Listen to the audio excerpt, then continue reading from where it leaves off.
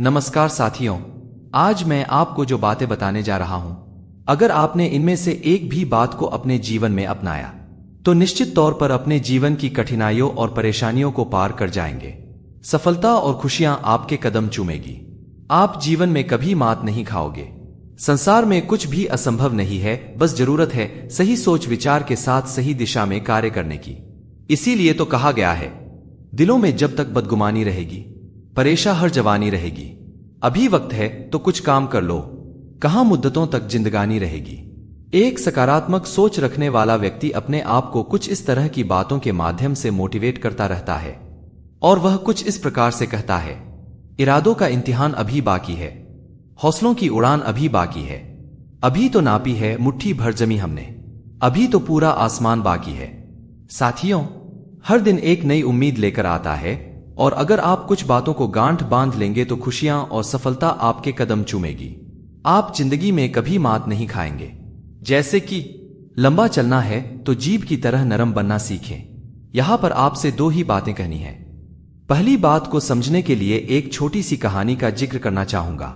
जंगल के राजा शेर से उनकी प्रजा बहुत त्रस्त हो गई, क्योंकि वह जब चाहता निरपराध भेड़ बकरी को अपना शिकार बना लेता था। जंगल में चुनाव हुए तो प्रजा ने शेर के खिलाफ एकजुट होकर बंदर को राजा बना दिया। हार से बौखलाए शेर ने और भी अधिक जुल्म शुरू कर दिए। प्रजा इकट्ठी होकर नए राजा बंदर के पास पहुंची और उन्हें सारा किस्सा सुनाकर मदद की गुहार लगाई। बंदर कुछ देर तो विचार मुद्रा में बैठा रहा और फिर एक पेड़ से दूसरे पर, तीसरे पर छलांग लगानी शुरू कर दी। प्रजा कुछ देर तो देखती रही, फिर बोली कि महाराज, हमारी जान पर बनी है और आप इधर से उधर छलांग लगा रहे हैं। बंदर ने मासूमियत से जवाब दिया कि भाई, जो मेरे बस में है कर रहा हूं। आप इसे मजाक के रूप में ले सकते हैं, लेकिन इसमें एक बहुत बड़ा सार भी छिपा है। अक्सर हम ऐसा सोच लेते हैं कि हमारे करने से कुछ होगा तो नहीं, फिर कोशिश करके भी क्या फायदा। यह नजरिया बढ़ता ही जा रहा है, लेकिन इसके बजाय यदि हम अपने परिवेश, परिवार, मित्रों, समाज, राष्ट्र और मानवता की भलाई के लिए जो कुछ भी हमारे बस में है उतना करते चलें तो हमें सफलता ना भी मिले तो कम से कम तसल्ली अवश्य रहेगी कि जो हमारे बस में था हमने किया। दूसरी बात भी एक बोध कथा से जुड़ी है जो मैंने पहले पढ़ी थी। उसमें यह था कि हमारे शरीर के तमाम अंगों की ताकत उम्र बढ़ने के साथ कम होती जाती है। जैसे हमारी नजर कमजोर हो जाती है, दांत भी गिर जाते हैं आदि, लेकिन हमारी जीभ पर कोई असर नहीं आता। वह जैसी थी वैसी बनी रहती है। इस कथा में संदेश छिपा था कि जो चीज जितनी नरम है वह उतनी ही देर तक चलती है। आज के समय में यह समझना भी बहुत जरूरी है कि विनम्रता के साथ भी आप अपनी बात पर दृढ़ रह सकते हैं। दूसरे को चोट पहुंचाए बिना भी अपनी बात कही जा सकती है। यह सीखना और इसमें विश्वास होना बहुत जरूरी है। कई बार लगता है कि यदि हम कही गई इन बातें को समझ लें और उन पर अमल करना शुरू कर दें तो शायद हम अपने और दूसरों के लिए बेहतर माहौल बना पाएंगे। सकारात्मकता के लिए सोच, संवेग, व्यवहार में समन्वय जरूरी।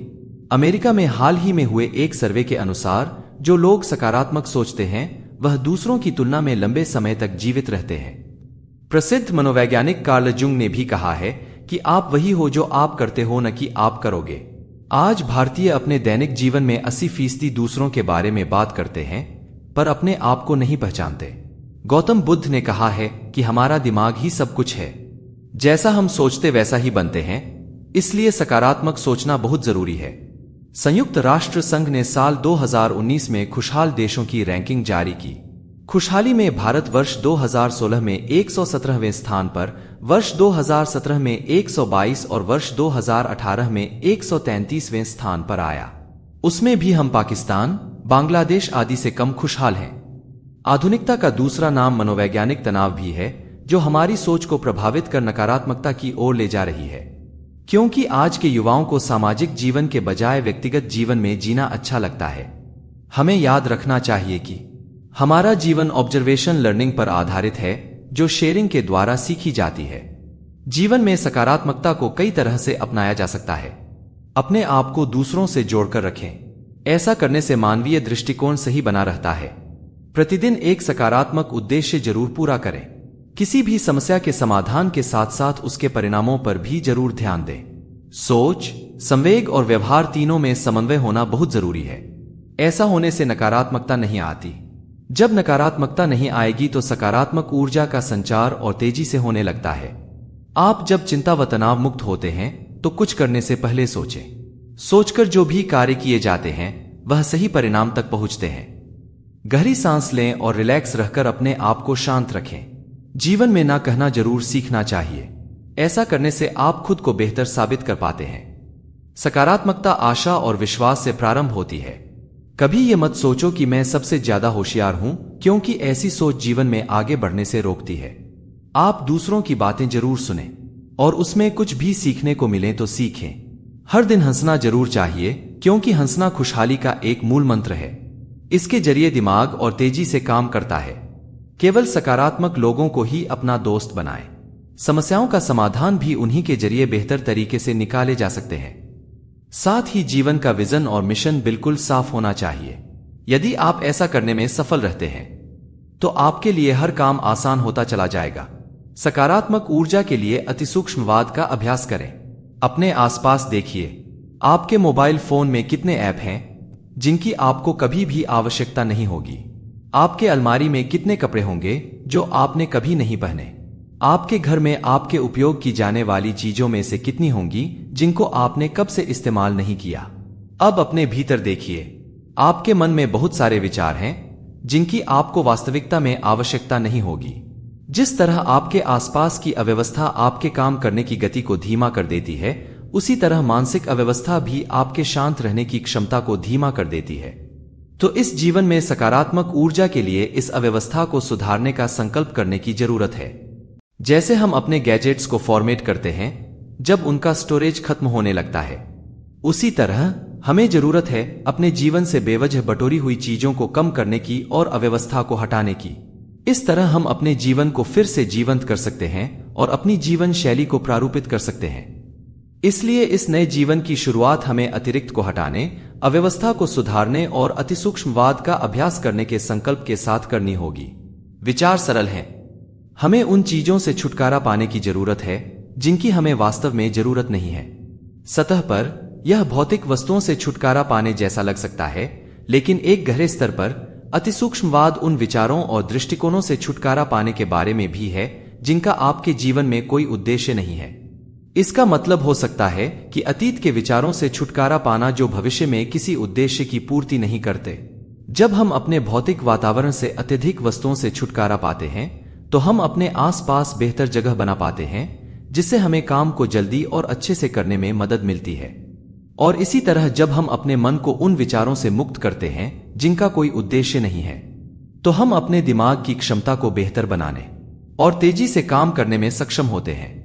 भौतिक न्यूनतावाद न केवल आपके जीवन में जगह बनाता है, बल्कि यह कई ऐसे लोगों के लिए मददगार होगा जिनके पास न्यूनतम जीवन का समर्थन करने का साधन नहीं है। इसलिए अपने फोन से एक अतिरिक्त ऐप से छुटकारा पाने की शुरुआत करें। एक पोशाक जिसे आपने वर्षों में कभी नहीं पहनी, आपके घर की एक वस्तु जिसका आपने कभी इस्तेमाल नहीं किया, और धीरे धीरे अपने मन से अतिरिक्त विचारों को मुक्त करें। और जैसे ही आप इस अव्यवस्था को हटा पाएंगे, सकारात्मक ऊर्जा आपको फिर से जीवंत कर सकेगी। कमजोर इच्छाशक्ति नहीं दे सकती बड़े नतीजे। जिस प्रकार इंद्रधनुष के बनने के लिए बारिश और धूप दोनों की जरूरत होती है, उसी प्रकार एक पूर्ण व्यक्ति बनने के लिए हमें भी जीवन के खट्टे मीठे अनुभवों से होकर गुजरना पड़ता है। हमारे जीवन में सुख भी है और दुख भी, अच्छाई भी है और बुराई भी है। जहां सफलता हमें खुशी देती है, वहीं असफलता हमें मजबूत बनाती है। पर इन सबसे ऊपर हमें अपने जीवन में सकारात्मक दृष्टिकोण बनाए रखने की आवश्यकता है। सकारात्मक व नकारात्मक विचार बीज की तरह होते हैं, जिन्हें हम दिमाग रूपी जमीन में बोते हैं, जो आगे चलकर हमारे दृष्टिकोण एवं व्यवहार रूपी पेड़ का निर्धारण करता है। एक तरफ नकारात्मक विचार हमें घोर अंधकार में धकेल सकते हैं, वहीं दूसरी ओर सकारात्मक सोच हमें असफलता के अंधकार से निकाल सकती है। सकारात्मक सोच आपके अंदर ऊर्जा का संचार करती है और आपको एक बेहतर इंसान भी बनाती है। इसलिए हालात चाहे कितने ही बुरे हों, लेकिन सोच हमेशा सकारात्मक रखनी चाहिए।